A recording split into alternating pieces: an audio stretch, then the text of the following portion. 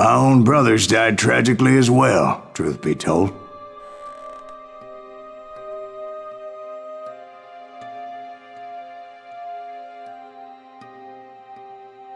It was 1868, and me and my older brothers were pulling a tidy profit running cattle into Juarez, Mexico. One night after my brothers retired for the evening, I found a little poker game in a cantina with a couple of cowboys. And I just couldn't lose. I even won an old Spanish coin that had to be 100 years old. Well, I was mighty pleased with myself the next morning as my brothers and I rode for Texas.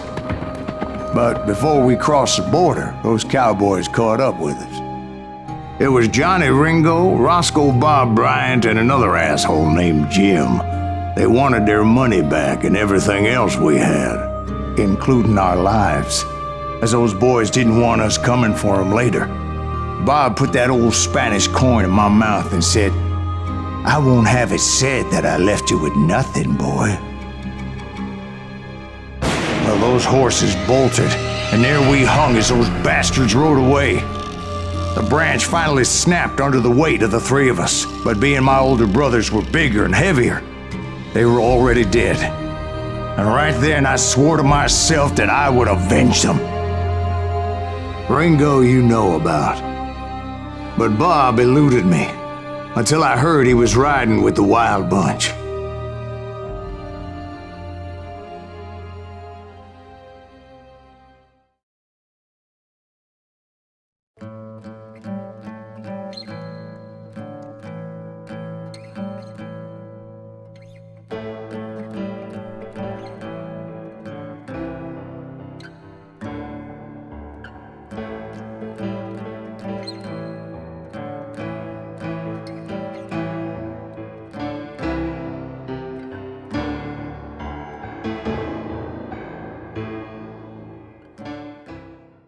I'd been on their trail for months, ever since they left their hideout in the Bighorn Mountains.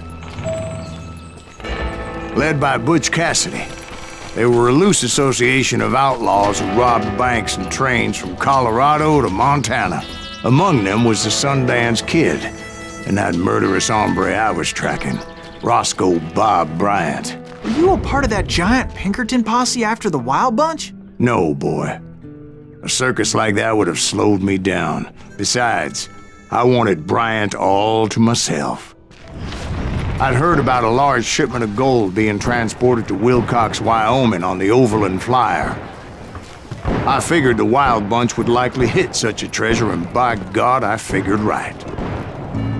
They blew the bridge with the intention of forcing the train to stop. Well, I assumed the Wild Bunch was likely in the still intact part of the train high above, so I had no choice but to make my way up through the passenger cars dangling down.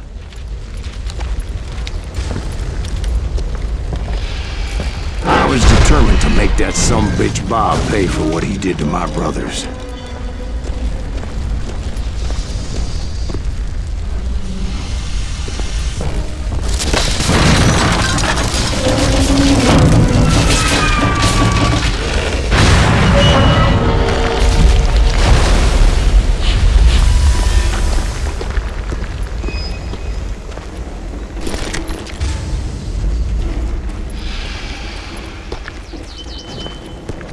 Ears are still ringing from blowing up that bridge.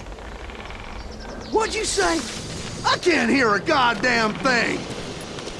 Well, I made my way off unscathed and came upon a few members of the gang and had no choice but to dispatch them.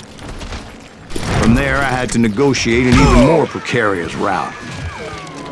But first, I would need to get my ass out of there.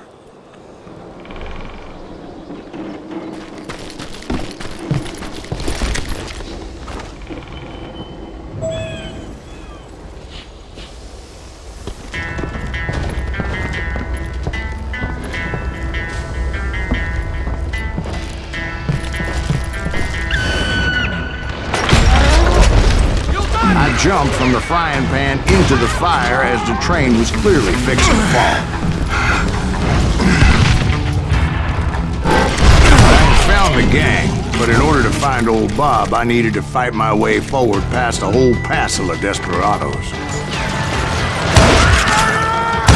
Outside, inside, any way I could, I made my way towards my prey. Well, what about the passengers? It was mostly a freight train, as I recall. There were no passengers aboard that day.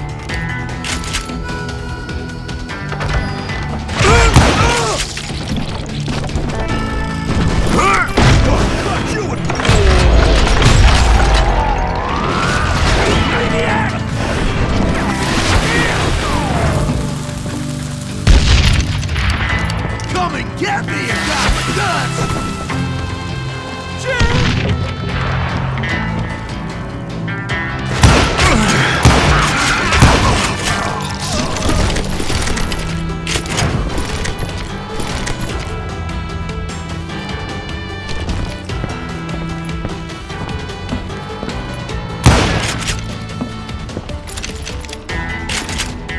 As I mentioned before, I am not fond of heights. But I was too busy dodging bullets to worry about falling to my death. Odds were I was likely to die that day anyway. So I was determined to take down as many of those bastards as I could.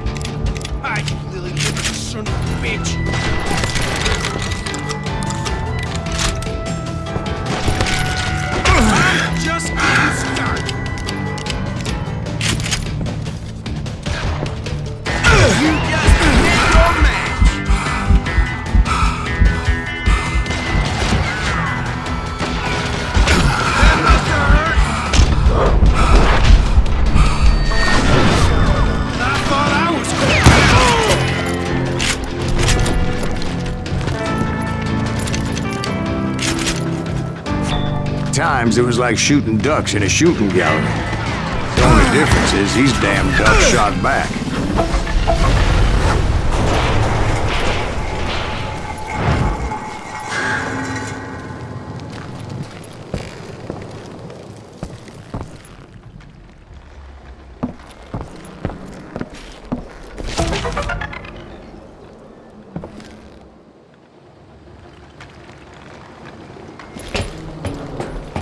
I kept hoping the law would show up and give me a You hand. mean like that giant Pinkerton posse that I read about?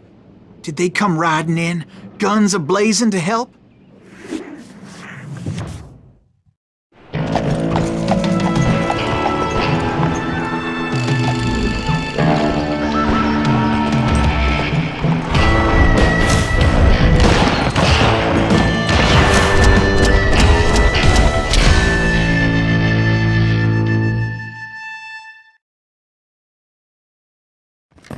Help? From the Pinkertons? No, son. I had to fight the wild bunch all by my lonesome, as usual. Who the hell is that? Get out of his mind! Retreat! Retreat! He's killing everybody! Ready to meet your maker. He'll kill us all! I think I win it!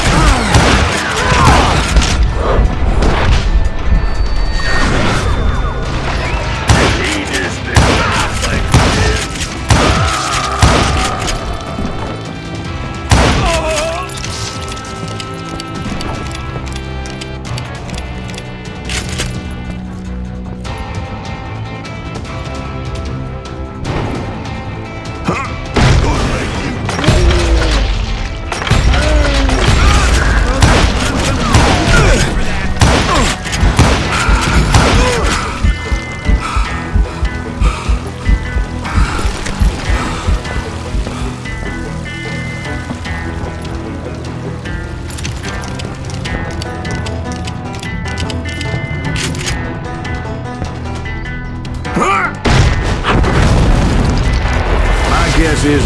damn novels didn't portray this as it happened, did they?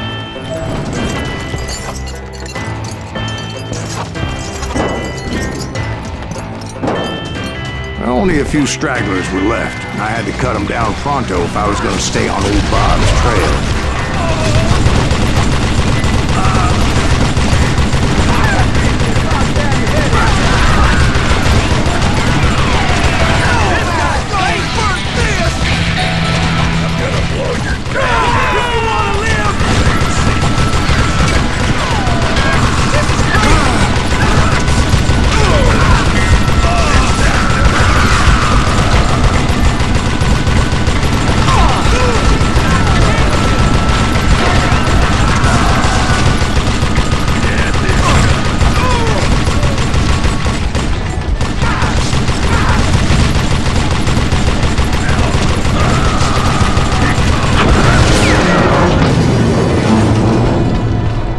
Once I silenced all those guns, I went searching for my nemesis, determined to finally have my justice. But the only survivor who welcomed me was George Flat-Nosed Curry. Who was he? The fastest gun in the gang.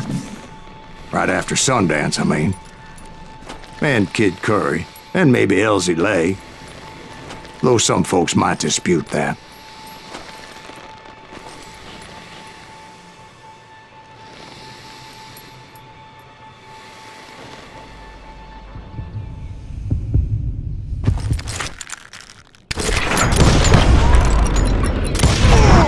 On that very same day, Butch Cassidy and the Sundance Kid decided to leave the Wild Bunch behind and decamped for South America.